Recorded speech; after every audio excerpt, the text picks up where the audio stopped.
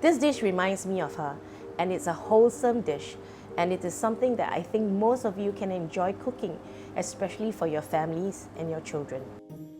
I'm Irene Jansen. Today I'll be showing you my Porridge prawn porridge, but I've added a little bit more flavor, so it's going to be a seafood porridge.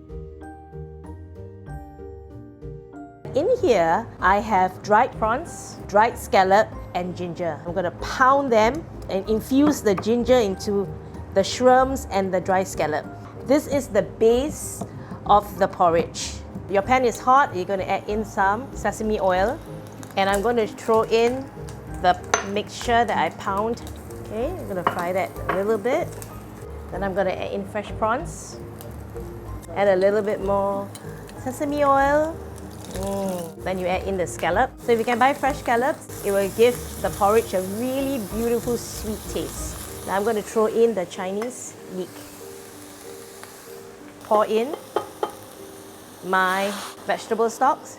If you would like to make your own vegetable stocks, just throw in all your vegetables, onions and garlic, and let it just simmer it for an hour or two until the liquid is just diluted. If your vegetables just going to be a little bad, use it for your vegetable stocks.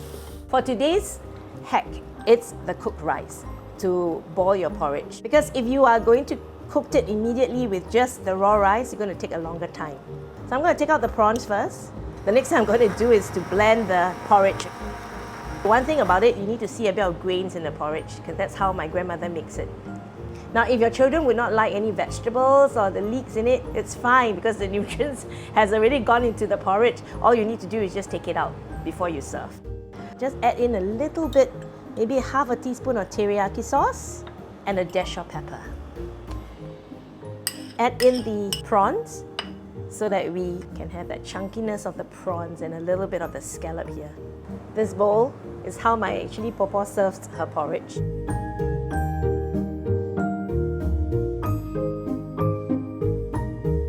There we go, my popo's prawn porridge, but I tweaked it a little bit to make it into a seafood porridge.